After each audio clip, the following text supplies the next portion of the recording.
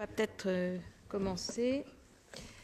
Mesdames et messieurs, merci beaucoup d'être parmi nous ce matin, les journalistes présents dans la salle que je salue et les journalistes et citoyens qui nous suivent en web streaming.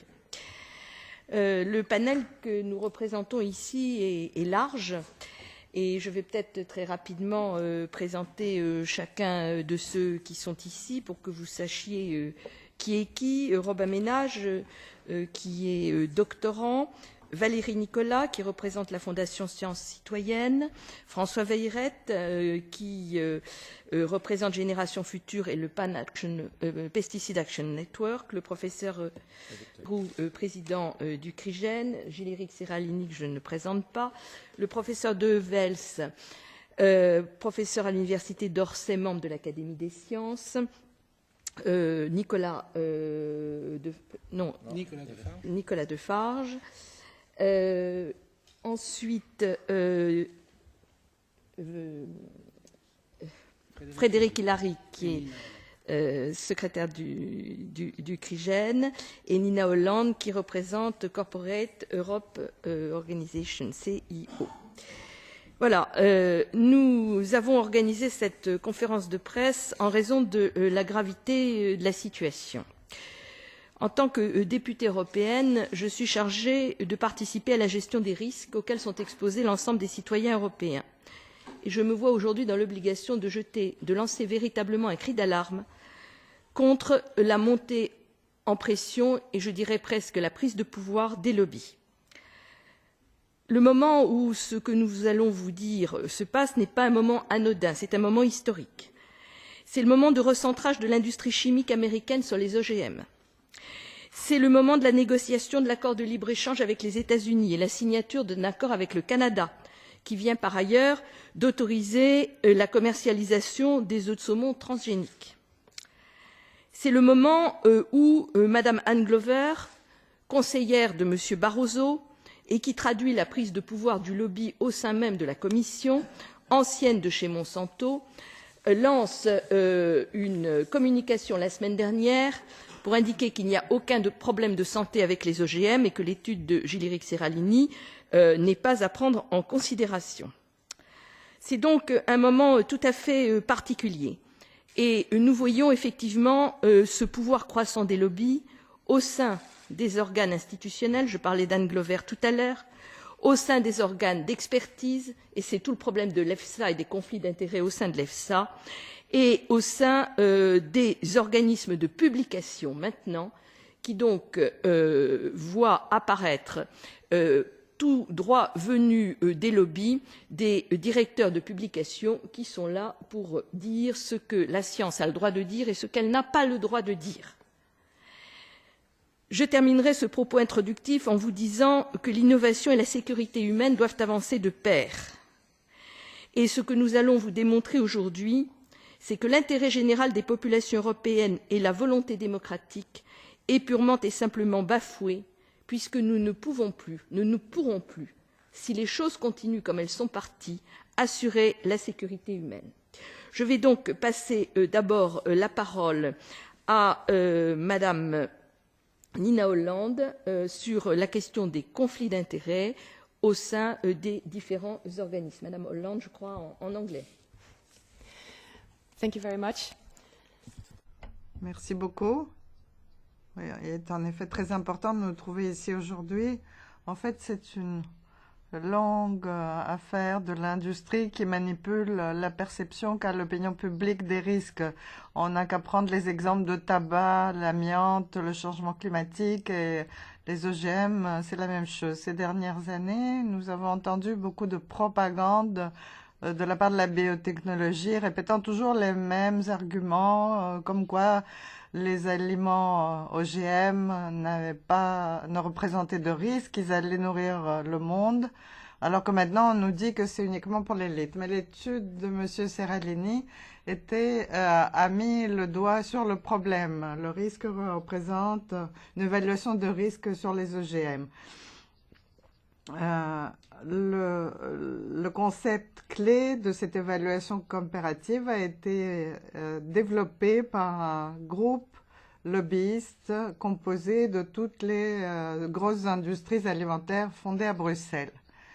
Il semblerait que Harry Kuiper, qui était le président du panel OGM d'EFSA, était lié à ce groupe. EFSA, c'est l'agence qui est responsable de l'évaluation de risque des OGM, des pesticides, etc.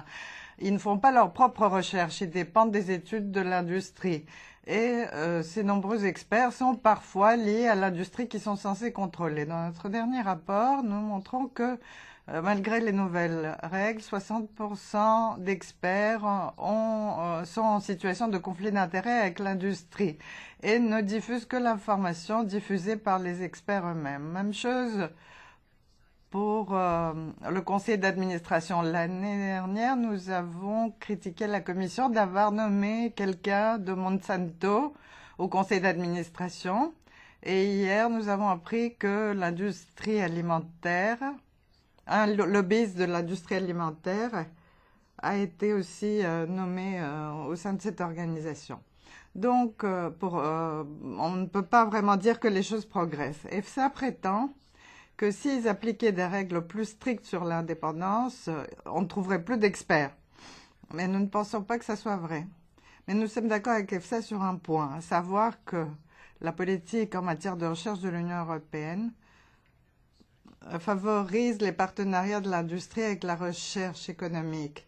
Et cette recherche, ce sont les contribuables qui la financent.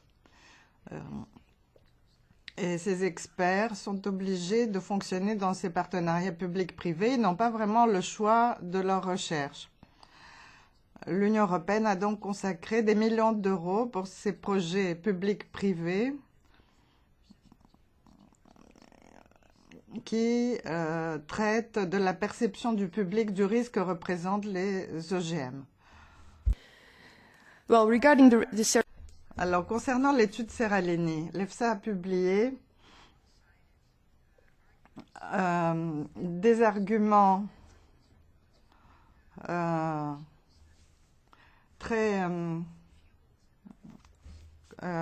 qui étaient de parti pris et a alimenté la controverse publique en critiquant l'équipe de recherche, prétendant que leurs règles en matière de recherche étaient insuffisantes. L'étude de Seralini a été critiquée aussi par Anne Glover, le nouveau conseil scientifique du président de la Commission, qui prétend aussi que nous avons besoin des OGM pour nourrir le monde.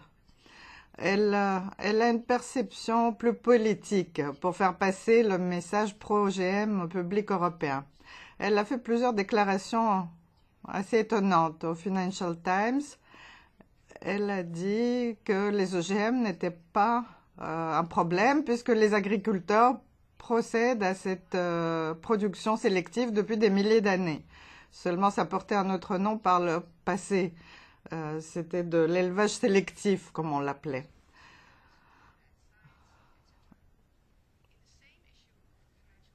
Dans le même article, dans le même numéro de Financial Times, plusieurs entreprises ont appelé Anne Glover de revoir l'évaluation de risque. Elle prétend que tout est transparent et que l'industrie peut participer à ces programmes de recherche. Le problème, c'est que toute l'industrie, quels que soient ses représentants, ont dit à Anne Glover le mois dernier qu'ils ne veulent pas publier les études qu'ils envoient à EFSA pour l'évaluation de risque. En fait, Monsanto a menacé l'EFSA de plainte juridique. Maintenant, nous abordons une nouvelle phase où l'industrie tente de s'engager dans un processus complètement obscur pour diluer les arguments européens sur les OGM. Hier, à la télévision allemande, un lobbyiste a dit que les normes européennes étaient trop élevées, que ce qui était bon pour les familles américaines était aussi assez bon pour les familles européennes, pour ce qui concerne les aliments. Et nous espérons que la diffusion de cette étude permettra à plus en plus de monde en Europe de comprendre quelle est la politique de l'Union européenne. et que cela va alimenter le débat et faire comprendre la difficulté que représentent ces règles qui sont de parti pris. Merci. Pour qu'il vous explique exactement ce qui vient de se passer. Vous me permettrez... Le micro.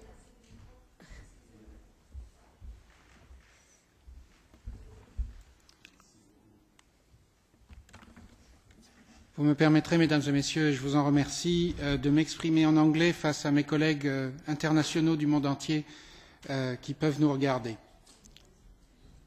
Ça, ils ne sont pas contents, les Français. Pour la télé, c'est pas terrible, française. Je dirai quelques mots en français d'abord, si vous le souhaitez.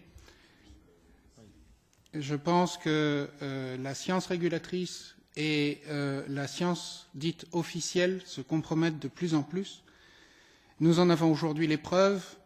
J'ai subi depuis plus d'1 an, depuis la publication de la plus longue et de la plus détaillée étude sur un pesticide jamais faite à des doses environnementales, le Roundup, et sur la plus longue et la plus détaillée étude sur un OGM jamais faite, le maïs NK603 tolérant au Roundup. J'ai subi des pressions personnelles incroyables et des diffamations personnelles.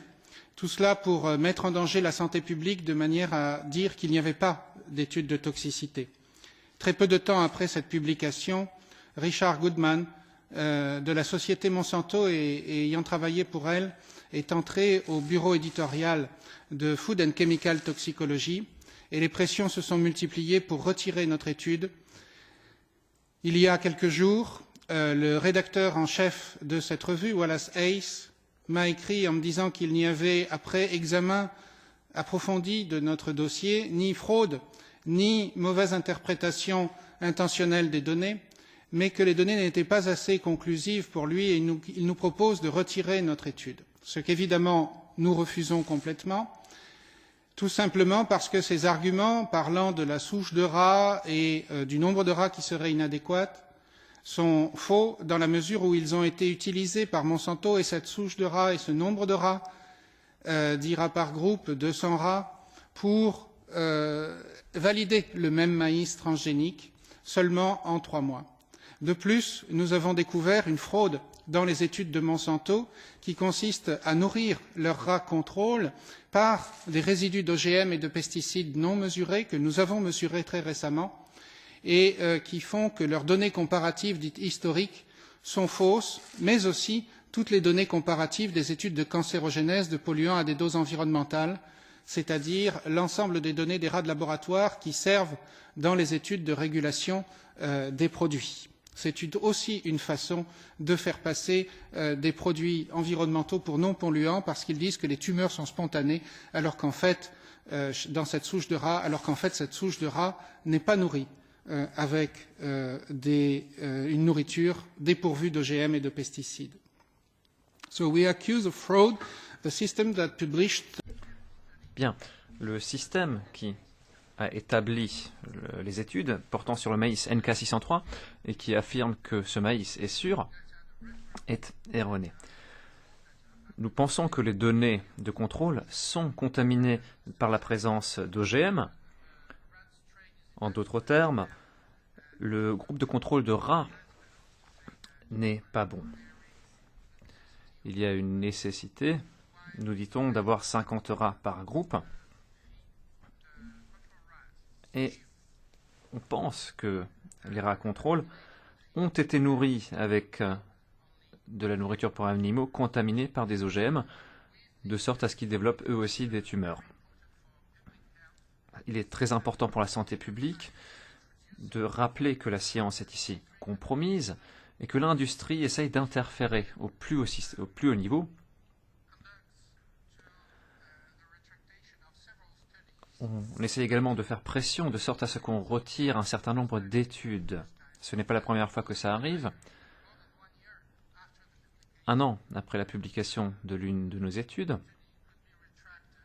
on a demandé à ce que celle-ci soit retirée, voire même a été retirée sous la pression de l'industrie. L'éditeur en chef a reconnu qu'il n'y avait ni de fraude, ni de mauvaise interprétation de nos données. Aujourd'hui, nous pouvons affirmer que la santé publique est menacée. Menacée en raison de cette perte d'éthique et de morale dans le milieu scientifique. On ne peut pas retirer une étude s'il n'y a eu ni fraude, ni mauvaise interprétation, ni d'erreur. Et nous respectons les règles scientifiques internationalement établies. À ce titre, j'aimerais dire que l'ensemble des pressions que j'ai subies, que ma famille et mes amis ont subies durant cette année, sont insupportables. Je pense que la science aujourd'hui n'est plus un art auquel on peut faire confiance. Il y a ici des intérêts économiques qui interfèrent. Je vous remercie. Beaucoup Gilles-Éric Serralini. Je vais maintenant passer la parole au professeur Devels, professeur à l'université d'Orsay. Excusez-moi, madame, oui. Pierre et Marie Curie. Pierre et Marie Curie, je vous prie de m'excuser, monsieur le professeur, membre de l'Académie des sciences, vous avez la parole. Très bien. Alors, mesdames, messieurs, je suis intervenu dans ce travail, en fait, par accident. Au mois de novembre, j'ai appris que l'Académie des sciences s'intéressait à l'étude du professeur Serralini, simplement par des bruits de couloir, et je n'avais absolument aucun intérêt particulier, ni pour, ni contre. Et j'ai été extrêmement surpris de voir le procédé qui a été utilisé par l'Académie des sciences, en particulier par le président de celle-ci, le professeur Jean-François Bach, qui a décidé de sa propre initiative de réunir un aréopage contenant 2 membres de chaque académie des sciences de l'agriculture, choisis par lui-même, je le passe, choisis par lui-même de 5 académies pour donner un avis sur l'étude du professeur Serralini. J'ai eu l'occasion de discuter avec le professeur Bach et je lui ai dit qu'il serait convenable d'examiner les données de l'étude avant d'émettre un avis. Et il m'a dit, trop tard, cet avis a déjà été donné. Je précise que j'ai été extrêmement choqué par cette situation, étant le seul statisticien en tant que tel, membre de l'Académie, et j'estimais que j'avais mon mot à dire. Dans de telles circonstances, j'ai trouvé normal de m'intéresser à cette étude, car j'ai vu tout un ensemble d'affirmations complètement inexactes qui ont été faites pour, en fait, visiblement démolir cette étude avant même de l'avoir réellement examinée. L'exemple le plus typique, c'est qu'on a reproché à cette étude d'avoir une souche de rat qui n'était pas adéquate. Or, pendant des années, j'ai travaillé comme conseiller de la direction générale de Sanofi, qui utilisait ces rats pour ses propres expériences, et il n'y a jamais eu de problème de ce type. Par ailleurs, le professeur Serralini a rappelé apparemment que Monsanto s'est servi des mêmes rats. Ces rats, au contraire, sont très sensibles, et c'est pour ça qu'on les utilise. Je continue. Un deuxième effet une deuxième critique qui a été faite à cette étude, c'est le fait qu'apparemment on n'y trouve pas le système de proportionnalité d'effets dus à la dose. Or, précisément, eh bien, c'est le cas des perturbateurs endocriniens qui sont souvent extrêmement actifs en faible dose et qui perdent de leur efficacité lorsque la dose devient massive. Et je pourrais en ajouter des quantités. Alors, complètement choqué par le fait que vous aviez des gens qui étaient capables d'exprimer un avis sur une étude sans jamais avoir vu les données de cette étude, j'ai voulu moi-même examiner ces données et j'ai découvert de façon, je dirais pas inattendue, mais logique, que ces données étaient extrêmement significatives, avec des degrés de signification de l'ordre de 0,5% dans certains cas. Ça ne veut pas dire que toutes les expériences étaient significatives et qu'il y en avait dedans. Alors, dans ces circonstances, bien entendu, je me suis permis d'écrire un article où je exposais les méthodologies qui étaient utilisées pour montrer ce caractère significatif. Et je dirais qu'en même temps, cet article démontrera que toutes les critiques qui ont été faites pour dire qu'on ne pouvait pas faire de conclusion avec un effectif de rats témoins de l'ordre de 10 sont complètement infondées. Ceci étant, on pourra critiquer mon propre travail dans la mesure où j'ai voulu utiliser plusieurs méthodes statistiques différentes pour analyser le même échantillon. Chacun sait que lorsque vous avez une analyse comparative, eh bien, il peut y avoir une significativité significativité, excusez-moi pour le terme, qui est une espèce de traduction littérale de l'anglais, faible vis-à-vis d'un test et plus forte vis-à-vis d'un autre. Alors on peut très bien dire qu'on choisit les tests pour montrer la significativité.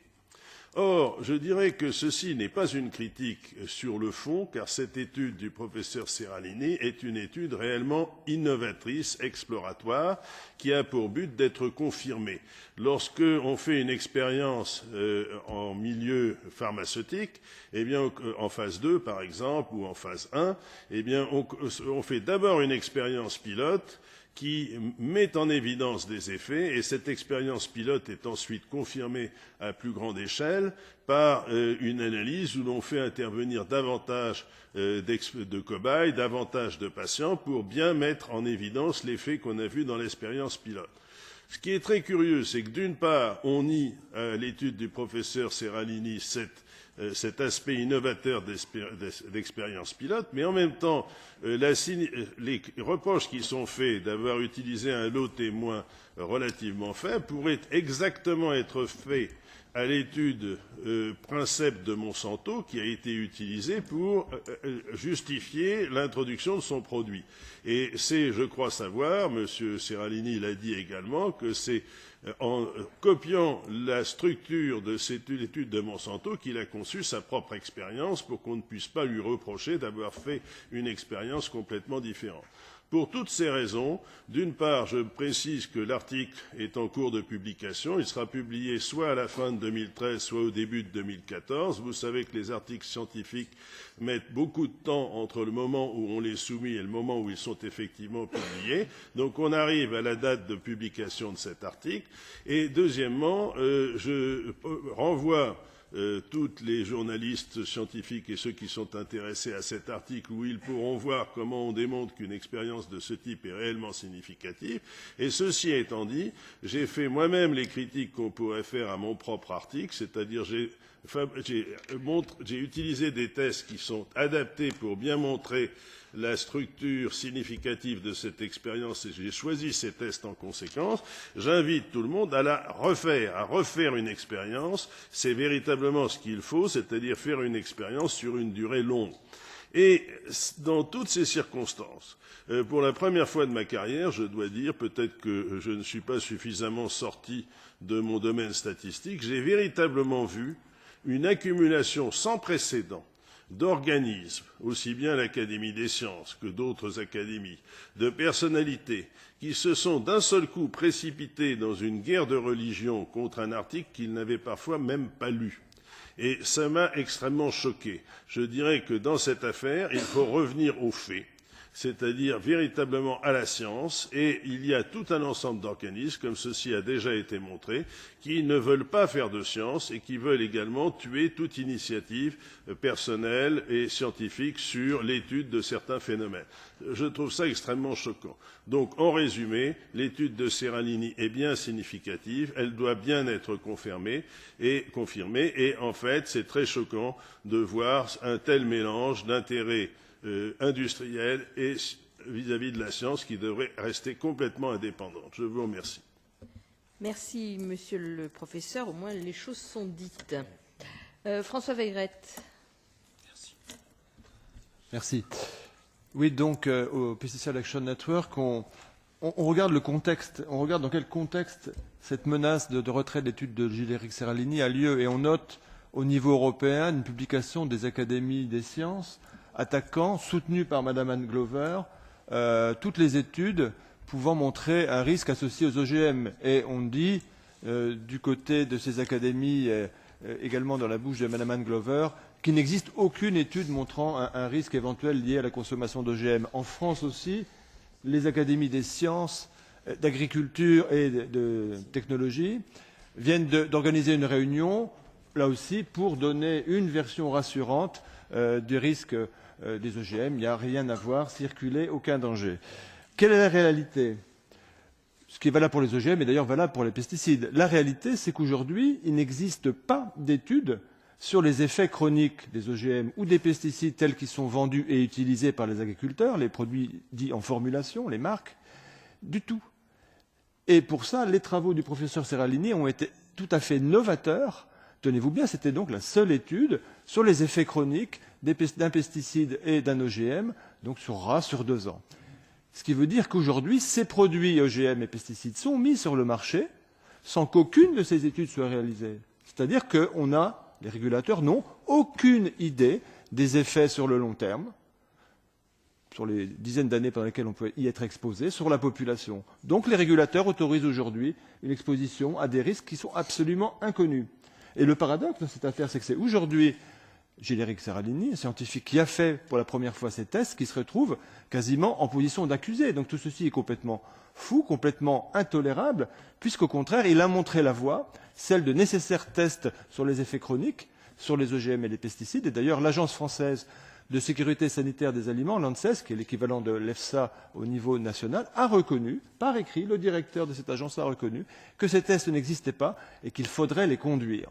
Bien évidemment, conduire ces tests voudrait dire que l'industrie, pour faire homologuer ses produits, devrait payer des tests extrêmement coûteux. On a vu le coût que l'étude de Gilles-Éric Serralini a eu, et donc, bien entendu, ils s'y refusent. Et également, il y a un autre risque pour eux, c'est en dehors du coût financier, c'est que si on faisait ces études, on risquerait une chose, c'est de voir les effets. Et ça, ils ne veulent surtout pas le voir. Donc c'est complètement intolérable, puisqu'au niveau de la sécurité sanitaire pour les consommateurs, pour les agriculteurs aussi qui sont exposés à ces produits, sont les premières personnes exposées, on leur fait courir un risque absolument non évalué. Donc nous, nos demandes sont claires. On demande que soient systématisées ces études sur les effets chroniques des OGM et des pesticides. Voilà. La normalité, la règle, c'est le type d'études que Gilles-Éric Serralini a fait.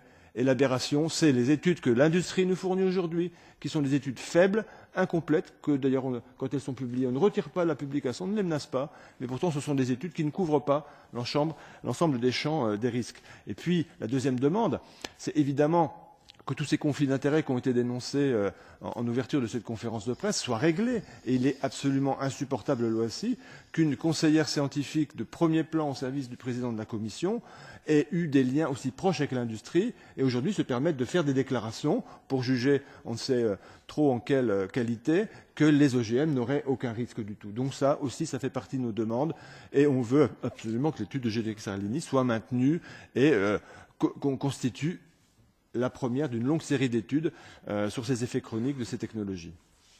Merci François Weyreth. Valérie Nicolas pour FSC. Bonjour. Je suis Valérie Nicolas, ingénieure de recherche INSERM, Institut national de la santé et de la recherche médicale, et aussi membre de FSC, donc Fondation Sciences Citoyennes. Et je rappelle aujourd'hui que c'est au nom de FSC que je vais vous faire cette petite déclaration. La Fondation Sciences Citoyennes, dont le président d'honneur est Jacques Testard et le cofondateur avec André Cicolella, c'est une association, je vous le rappelle, loi 1901, qui regroupe des scientifiques et des citoyens qui œuvrent pour une réappropriation citoyenne et démocratique de la science. Et notamment par rapport à la problématique qui fait l'objet de cette conférence de presse, la Fondation Sciences Citoyennes revendique la nécessité d'une expertise transparente et contradictoire où les conflits d'intérêts n'ont bien sûr pas leur place. La Fondation Sciences Citoyennes, à l'annonce de la nouvelle concernant la procédure de retrait de la publication du professeur Gilles-Éric Serralini, s'est empressée de rédiger un communiqué de presse aujourd'hui, qui va être diffusé aujourd'hui même, et dont je propose de lire, non pas la totalité, parce que en fait, je ne vais pas revenir sur le déroulé, les événements factuels relatés par les intervenants précédents, mais je vais simplement vous lire la conclusion. L'étude du professeur Serralini et les attaques dont elle a fait l'objet confirment une fois de plus la force du lobbying de l'industrie des OGM qui s'inscrit dans la durée. Il accroît son pouvoir et investit des champs de plus en plus diversifiés malgré quelques reculades stratégiques affichées. Il surfe sur le refus de nos sociétés, et particulièrement des autorités politiques, de traiter sérieusement les conflits d'intérêts, ce qui permet le développement d'une connivence entre scientifiques et industriels au mépris de l'intérêt général. Aussi, la Fondation Sciences Citoyennes ne peut que s'alarmer de cette infiltration rampante, avérée de la presse scientifique, et déplore que celle-ci puisse, par faiblesse, déshérence morale ou complicité, participer à son propre dévoiement. Je vous remercie. Alors, Dominique Béroul, vraiment 30 secondes, qui s'est joint à nous. Ok. Joël. Merci. Mesdames, Messieurs, vous avez bien compris depuis le début de cette conférence de presse que notre étude, et nous n'avons pas ici à rougir de notre étude, puisque même ceux-là même qui veulent retirer notre étude la considèrent comme pertinente et intellectuellement honnête, et scientifiquement honnête. Donc il y a quand même un paradoxe dans cette affaire-là. Ça, c'est le premier point. Le deuxième point, c'est que nous sommes en train de vivre, grandeur nature, une vraie crise sanitaire, non seulement européenne, mais mondiale, avec l'utilisation des pesticides et des plantes à pesticides, donc des OGM, plantes à pesticides, d'utilisation large et avec traînée. Même l'INSERM en France, qui n'est pas toujours considéré comme un lanceur d'alerte, a fait un rapport accablant en juin dernier sur l'impact des pesticides sur la santé. Donc vous voyez que nous sommes dans le vent de l'histoire.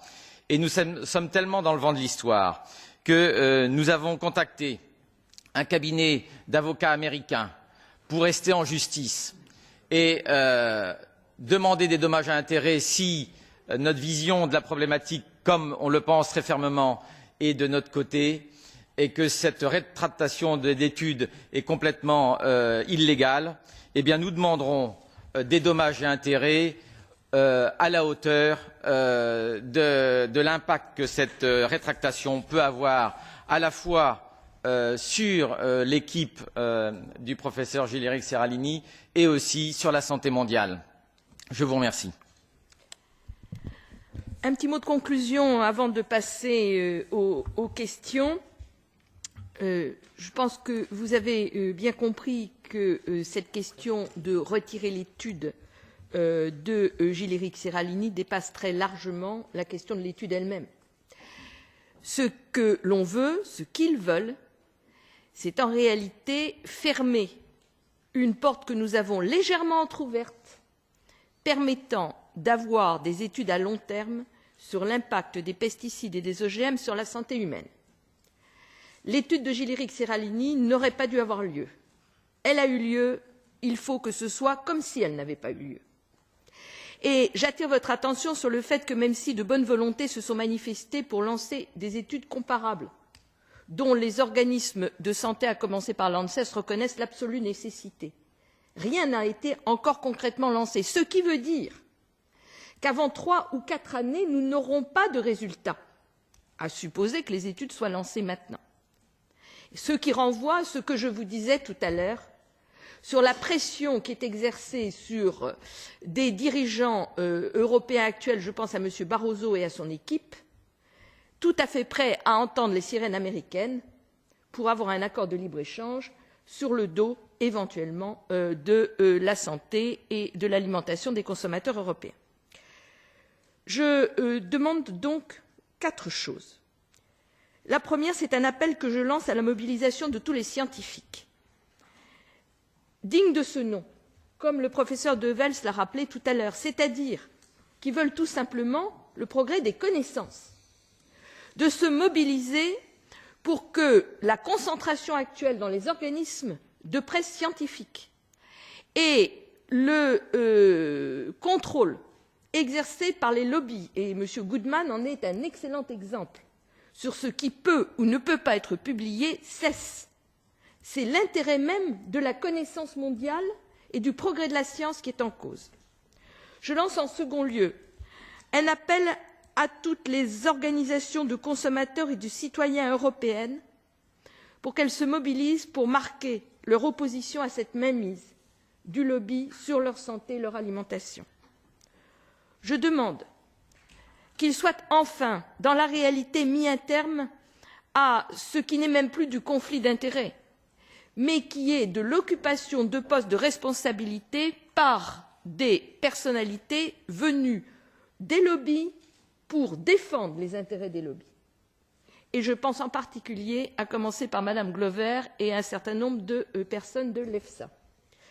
Enfin, je lance un appel au Conseil pour qu'enfin il se positionne sur le vote en première lecture du texte qui a été adopté par le Parlement européen en 2011 et qui permettrait au moins aux États européens qui le souhaitent de ne pas cultiver légalement des OGM sur leur territoire et d'exiger que des études correctes soient faites. Il est indispensable que ce texte puisse voir le jour avant que les accords de libre-échange, s'ils devaient, ce que évidemment je ne le souhaite pas, être conclus, le soient. Je vous remercie, nous sommes à votre disposition pour les questions.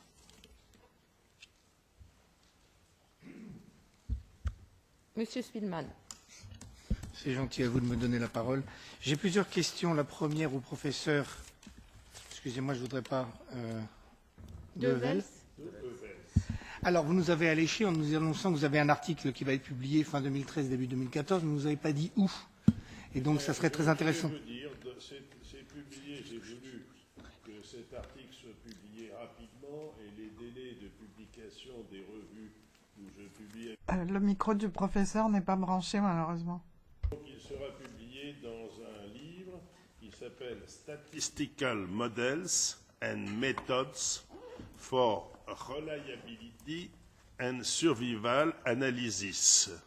Normalement, cet article est publié par un collectif, messieurs Coyer, C-O-U-A-2-L-I-E-R, Gerville-Réache, Hubert, Limnios et Mesbah, dans la publication ISTE de Londres. Dans ce livre, mon article fait le chapitre 10 et je crois savoir qu'il a été imprimé pour être mis à votre intention sans que nécessairement cette référence soit présente. Je pensais qu'il serait publié maintenant, c'est-à-dire en novembre, mais il est soit possible qu'il soit publié en décembre 2013, soit en janvier 2014, et ça n'ira pas au-delà. Dans cet article, il y a effectivement, sur les données du professeur Seralini, l'exposé de plusieurs méthodologies statistiques qui sont toutes cohérentes et qui donnent toutes une significativité qui varie entre, dans le pire des cas, c'est 10%, et dans le meilleur des cas, c'est 0,2%. Et en particulier, pour être très technique, vous avez le test de Mann-Whitney-Wilcoxon, qui est bien connu des statisticiens, qui montre clairement une significativité à un alpha, un seuil alpha, de l'ordre de 2,5%, ce qui est considéré comme très fort. Alors, ceci étant, bien entendu, j'insiste, excusez-moi, je garde la parole, pour dire que j'ai pris ces données et j'ai choisi des tests, une batterie de tests pour montrer comment on pouvait les analyser. Alors on va me dire que j'ai choisi ces tests pour obtenir la significativité. Mais j'insiste sur le fait que personnellement, je pense que l'étude du professeur Seralini est une étude essentiellement exploratoire. On a exploré un phénomène et toute étude complémentaire devrait confirmer cette étude ou l'infirmer. Mais je ne pense pas que ça puisse être le cas au niveau de significativité, excusez-moi encore pour ce mot, que j'ai observé. Pour compléter, vous me permettrez de dire très brièvement que les études statistiques présentes dans notre étude publiée en 2012 faisaient appel à une méthode dite OPLSDA utilisée en génomique et qui est des plus modernes considérées aujourd'hui, qui montrait notamment une inversion des hormones sexuelles au bout d'un an dans certains groupes, et cela était suffisant pour induire un moratoire. Excusez-moi de comparer, mais vous avez invité à refaire l'expérience du professeur Seralini.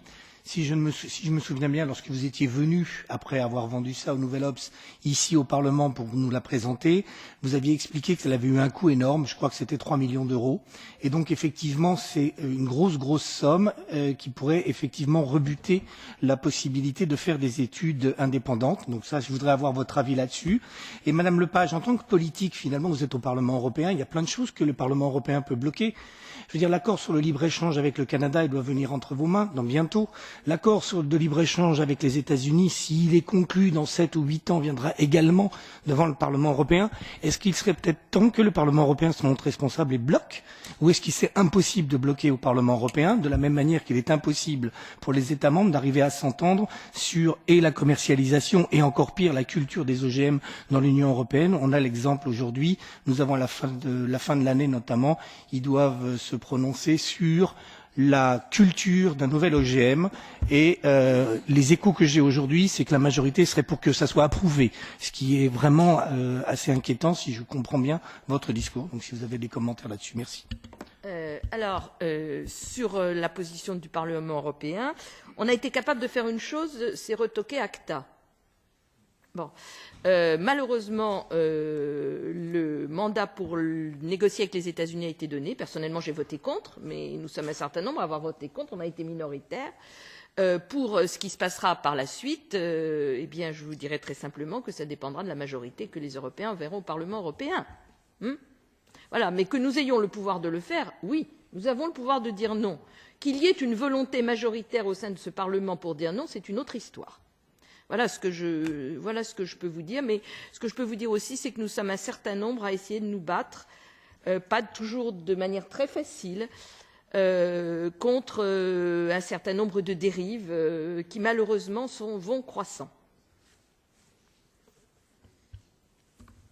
Effectivement, pour votre première question, il a pris plus de 2 ans au CRIGEN et à mon laboratoire de réunir dans la confidentialité plus de 3 millions d'euros, 3 millions d'euros par plus de 60 consommateurs et entrepreneurs responsables et la Fondation pour le progrès de l'homme et quelques autres fondations pour les bourses d'étudiants, de manière à faire cette étude qui est unique. Il n'y a pas de petite équipe scientifique telle que la nôtre qui ait réuni 3 millions d'euros pour étudier un produit réglementaire par le passé.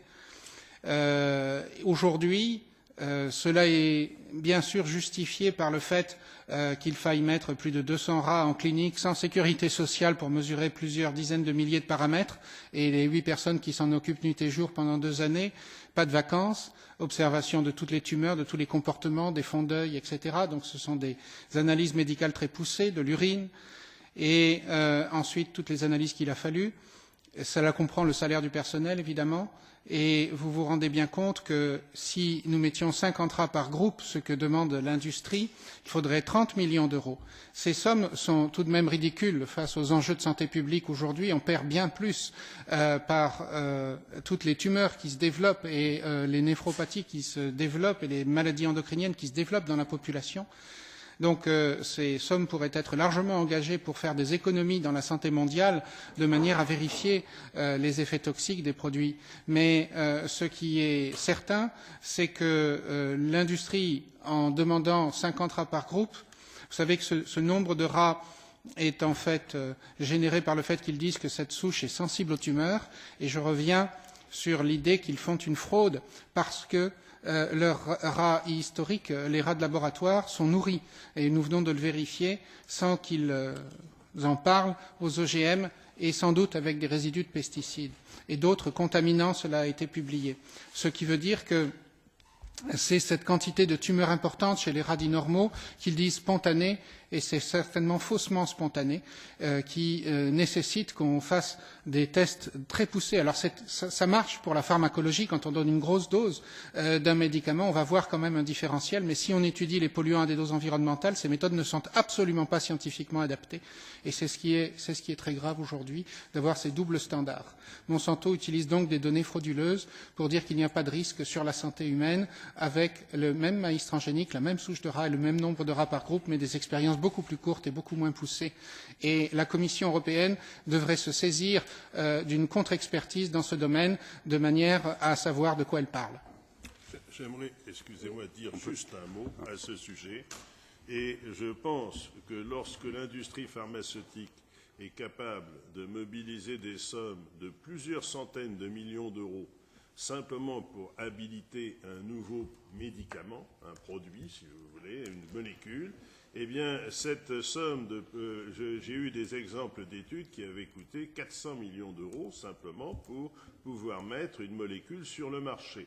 Dans ces conditions, que représentent 3 millions d'euros lorsqu'il s'agit non pas d'un nouveau médicament qui serait destiné simplement à la consommation de malades, mais d'un aliment vendu à grande échelle, issu de ces différents pesticides. Je pense qu'on marche sur la tête en laissant des études insuffisantes, trop faibles et par essence peu coûteuses, considérer ces études comme suffisantes pour habiliter un nouveau produit mis sur le marché. Et j'estime que le coût de l'étude du professeur Serralini est absolument ridicule s'il s'était agi de mettre un nouveau médicament sur le marché. C'est hors de proportion et j'estime que l'industrie alimentaire peut faire l'effort de faire des études sérieuses comme le fait l'industrie pharmaceutique. Monsieur Verdeau.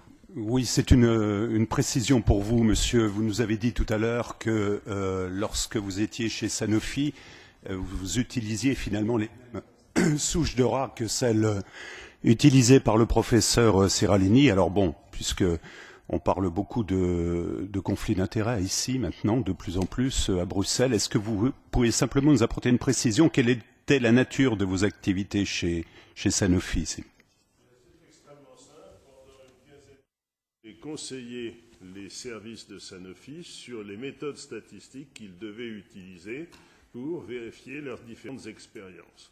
Et j'ai arrêté cette activité au début des années 2000, c'est-à-dire qu'il y a 13 ans.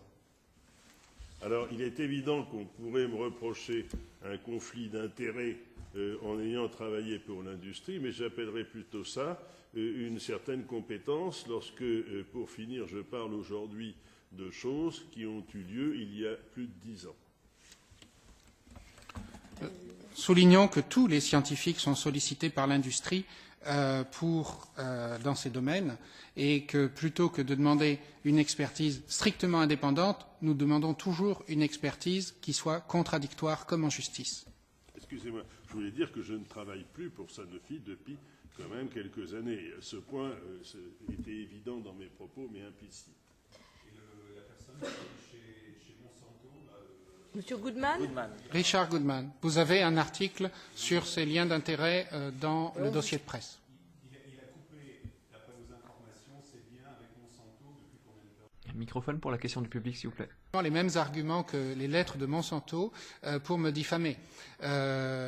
Aujourd'hui, Monsanto a écrit de nombreuses fois à la revue Food and Chemical Toxicology et il y a 2 Richard Goodman chez Monsanto, dont celui qui a fait voter des centaines de millions d'euros pour le budget publicitaire des OGM. Il est très difficile de savoir évidemment les liens qu'il a, mais il est entré à FCT en tant que chargé des responsables des biotechnologies. Donc le lien est évident. Un petit complément d'information, c'est que le Richard... Ah oui, il est aussi membre de l'ILSI, pardonnez-moi. Voilà, Monsieur Béroulet. L'ILSI est financé entre autres par Monsanto, mais par toutes les grandes entreprises. Il est actuellement membre de l'ILSI, qui est le plus gros cabinet européen des biotechnologies en Europe, dont fait partie Monsanto. Monsieur.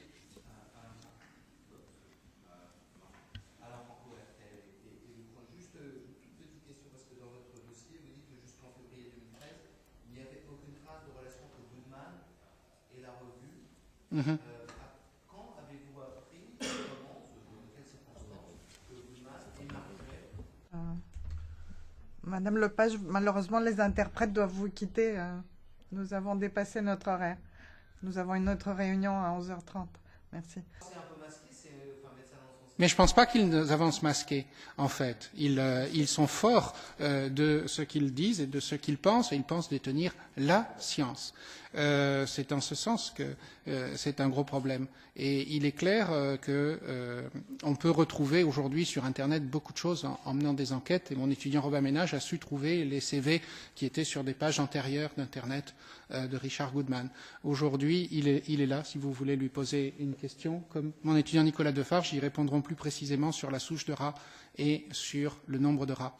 Je voudrais vous dire, et ils ont co-signé l'article, je voudrais vous dire que tout cela est consternant et que le plus gros risque, bien qu'il soit sur ma carrière, ma réputation au niveau personnel, est sur la santé publique, parce que si on laisse faire ça, alors la science ne sera plus la science, mais simplement le système publicitaire des lobbies.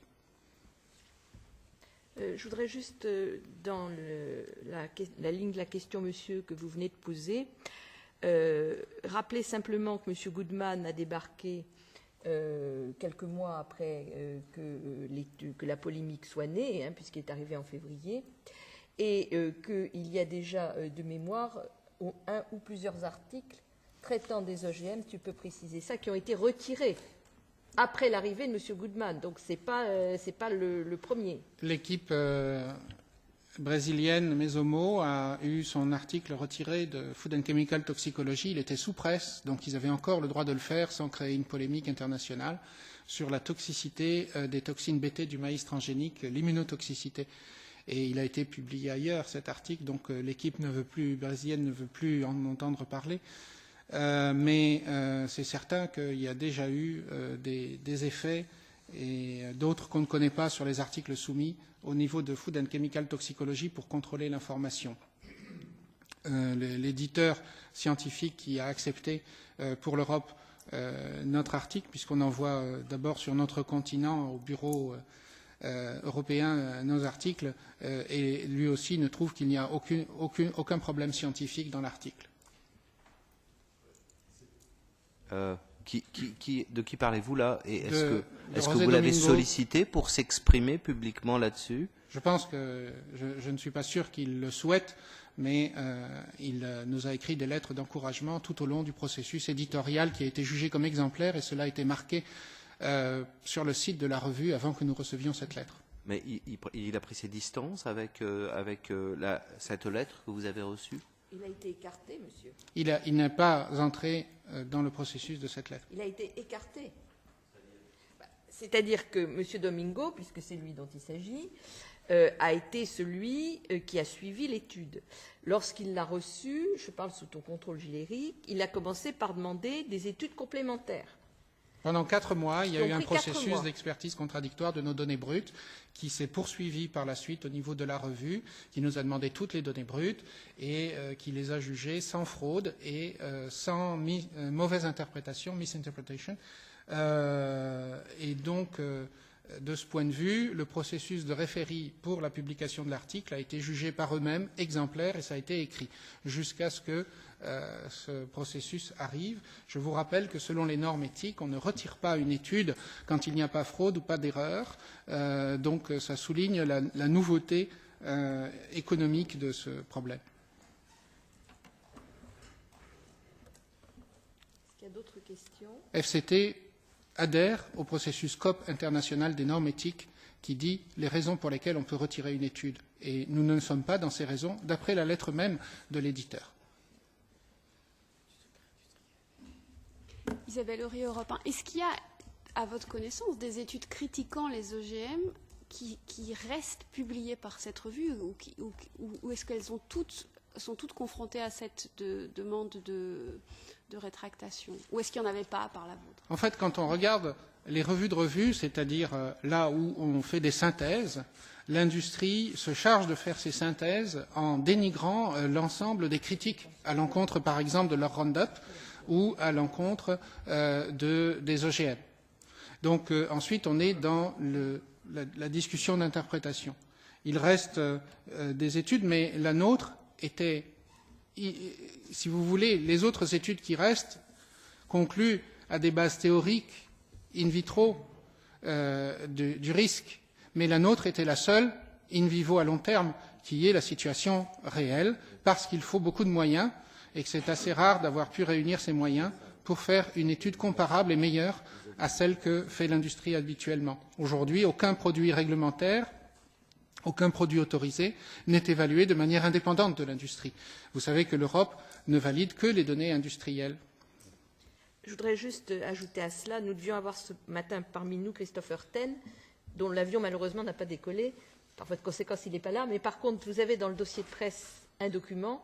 Et Christopher Ten a fait une revue extrêmement intéressante de toutes les études publiées sur les OGM, dans un sens et dans l'autre, et a montré avec quel biais ces études étaient prises en compte, notamment par l'EFSA, en montrant très clairement que les études qui étaient favorables aux OGM, même non publiées d'ailleurs, étaient prises en compte, mais que des études qui étaient défavorables aux OGM, publiées ou non publiées, étaient écartées pour des raisons diverses et variées. Voilà, donc vous avez le document de Christopher Ten dans le dossier presse. Tu voulais ajouter quelque chose? Oui, je voulais ajouter une chose importante, c'est que tant qu'on n'aura pas comme primum movens la santé de la population européenne et la santé de la population mondiale, eh bien on se trouvera toujours dans cette problématique-là et dans cette polémique-là. D'autant plus qu'on ne calcule jamais le coût externalisé de la mise sur le marché de ces produits-là. Effectivement, les coûts en termes de santé publique sont colossaux. Mais naturellement, ils ne sont pas comptabilisés dans ce sens-là. Donc il faudrait qu'on change aussi un petit peu nos marqueurs. En France, par exemple, eh bien, les dépenses de soins de santé font partie du PIB. Donc on pourrait imaginer que plus les Français seraient malades, meilleur serait notre PIB, produit intérieur brut, ce qui est quand même une aberration. J'ai assisté en début de semaine aux assises nationales du développement durable. Eh bien, figurez-vous que dans les assises nationales du développement durable, on ne parle pas de santé. C'est quand même fou. On parle de l'innovation, on parle de tout ce que vous voulez, mais on ne parle pas de santé. Alors même que c'est l'impact de toutes ces innovations qui peuvent ou ne peuvent pas, en fonction des études qui sont faites avant la mise sur le marché, avoir des impacts en termes de santé publique. Et là, c'est un vrai problème de société. Dernière chose, c'est que n'oublions pas que les études dont parlait Gilles-Éric Serralini, qui sont faites par l'industrie, sont couvertes soit par le secret industriel, soit par la propriété intellectuelle, ce qui est un scandale, un vrai scandale. Il faut que ces études de santé soient libres d'accès. Et nous réclamons ça au CRIGEN depuis longtemps. Et là, c'est le moment ou jamais de réclamer une fois de plus, parce que c'est un vrai scandale sanitaire, car on fait passer des études faites à la va-vite, qui sont organisées avec des protocoles pour ne rien trouver. Et ça, qui est-ce qui en paie le prix? C'est la santé publique. Et moi, je vous dirais simplement, on paye tous ce prix fort. Je suis médecin et je le vois au quotidien. On paye tous ce prix fort. Eh bien, je vais vous dire, il y a La Fontaine qui avait dit « Ils ne mourraient pas tous, mais tous étaient frappés ». Eh bien, mesdames, messieurs, nous sommes tous frappés par cette affaire-là. Vous-même, vos proches, vos enfants, vos petits-enfants. Donc là, il y a quelque chose à faire et il faut bouger. Je vous remercie. Est-ce qu'il y a encore une question? Oui, monsieur.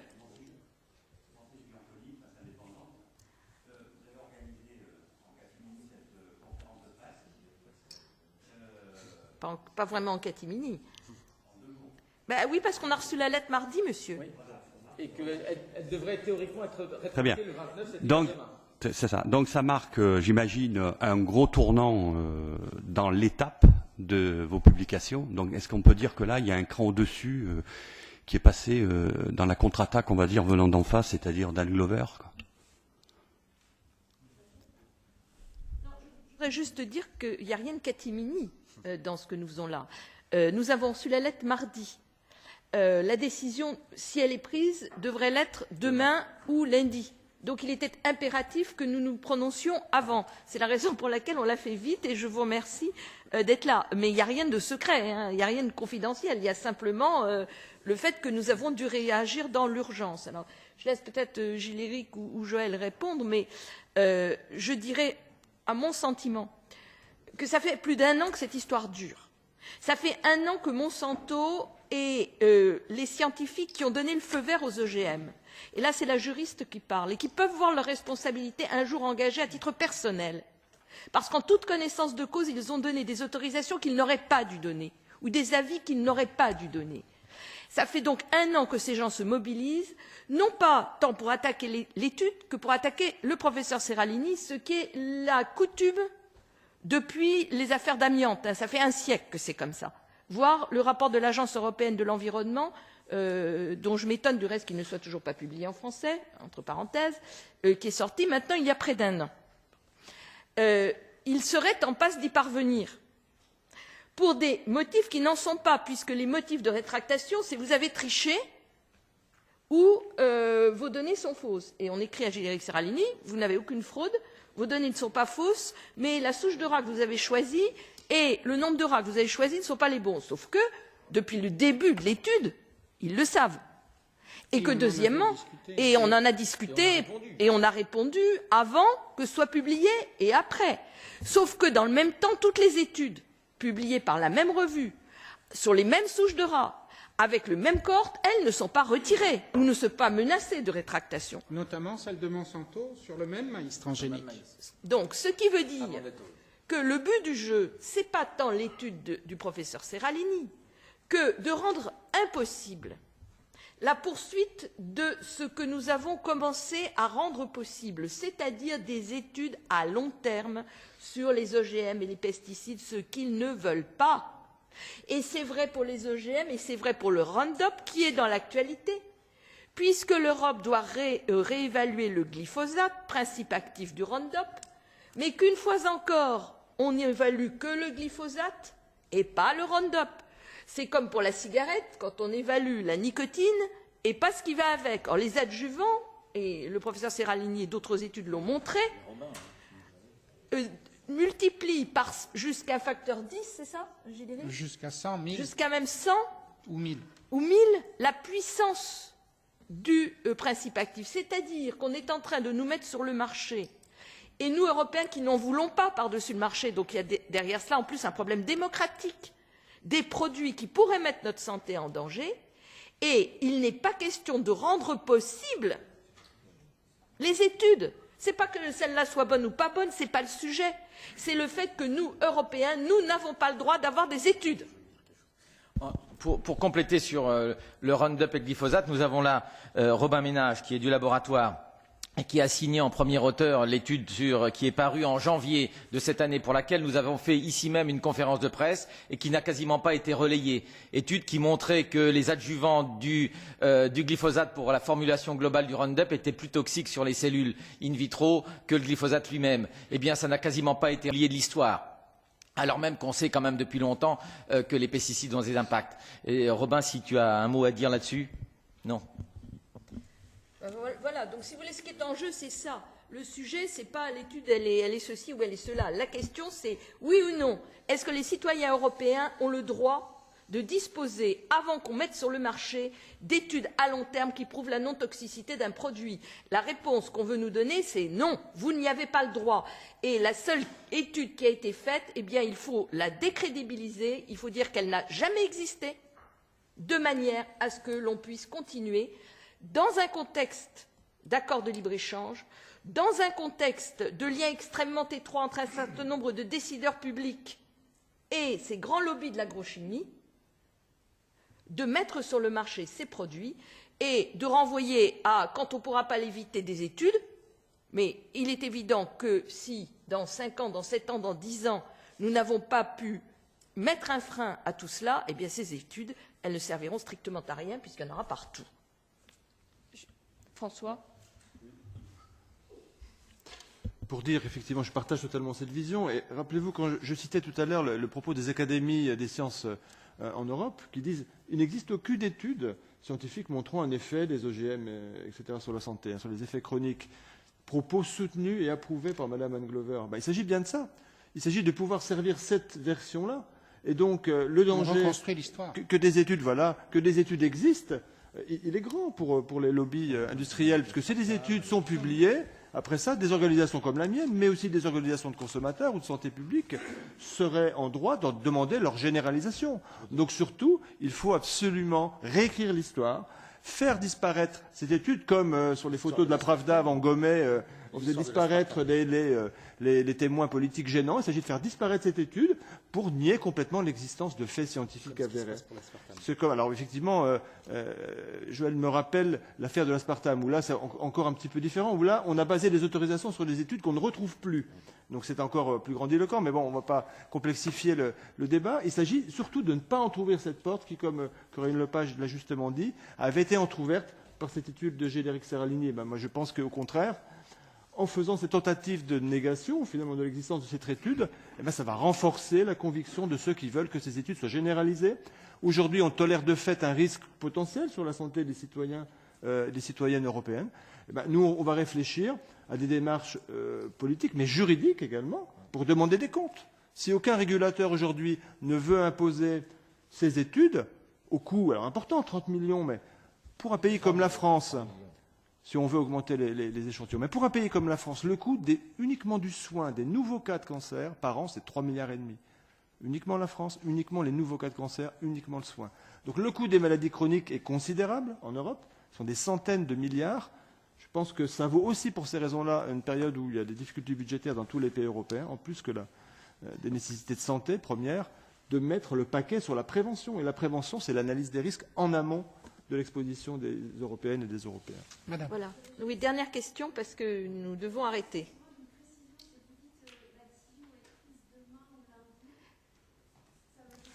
Ça veut dire qu'ils nous ont proposé, Food and Chemical Toxicology nous a proposé de retirer volontairement l'étude ou de la rétracter. Il la rétracterait en mettant à la place la lettre que vous avez dans le dossier de presse et qui nous donnait jusqu'au 29. Un échange téléphonique a prolongé légèrement ce délai parce que j'ai demandé un débat scientifique ouvert, mais leur décision finale peut intervenir d'une heure à l'autre. Nous avons choisi d'attaquer en premier. Je vous signale que la conclusion nouvelle est que nous avons trouvé ces derniers jours des OGM dans les rats contrôles qu'utilise et dans la nourriture des rats contrôles qu'utilise Monsanto pour prouver que cet OGM est innocent. Donc il y a le même nombre de maladies chez les contrôles et chez les traités. Et c'est les données sur lesquelles s'appuie la Commission européenne pour autoriser ce maïs. Il pourrait, étant donné tout ce que nous disons est notre position et les attaques en justice que nous faisons, il pourrait, en réalisant qu'ils ont dépassé les normes éthiques auxquelles ils adhéraient eux-mêmes, il pourrait, en réalisant, parce que le rédacteur en chef ne semblait pas l'avoir réalisé au téléphone, qu'ils avaient publié en 2004 sur la même souche de rats et avec le même nombre de rats la société Monsanto pour dire en 3 mois que le même maïs était innocent, il pourrait ne pas retirer l'étude au final, en voyant que c'est unique dans l'histoire des sciences, ce qu'il propose là. Mais nous préférons, quoi qu'il en soit, étant donné le danger sur la santé publique et les compromissions, le dire. En toute conclusion, sur mes tout derniers mots, je crois qu'aujourd'hui, nous sommes dans un tournant. C'est vrai, comme je l'ai souligné et expliqué dans mon livre Tous cobayes, c'est vrai que c'est la première fois qu'on réunit autant de sous pour tester un produit réglementaire déjà commercialisé. C'est la première fois qu'on fait une étude à long terme sur un pesticide. N'oubliez pas qu'il s'agit du principal pesticide du monde à des doses où on le boit à l'eau du robinet. Et c'est la première fois dans l'histoire des sciences qu'il y a de telles pressions 1 an après sur une étude publiée. Je crois qu'il va falloir se mobiliser. Monsieur Spillmann, pour la dernière question. Oui, professeur Serrin, je crois, au niveau du grand public, ce que nous sommes nous, je crois que votre étude, c'est la seule qui est connue. Je veux dire, qu'il la retire ou qu'il ne la retire pas d'une revue, d'une publication spécialisée n'empêchera rien au fait que l'impact qu'a eu votre étude, aujourd'hui, c'est la seule que tous les gens dans la rue connaissent. Donc, si je comprends bien, la Food and Chemical, en fait, c'est la validation scientifique qui permet, dans toutes les autres études, de servir de jurisprudence. Donc si Food and Chemical la retire, vous n'existez plus en tant que référence. Ça n'empêche pas que le grand public sait que vous avez mené une étude qui a démontré la toxicité. Donc finalement, c'est une question d'égo scientifique. Et je voudrais savoir, ma deuxième question, est-ce qu'il n'y a pas d'autres revues que la Food and Chemical qui pourraient prendre des revues comme celle, des études comme celle-ci? Il n'y en a qu'une?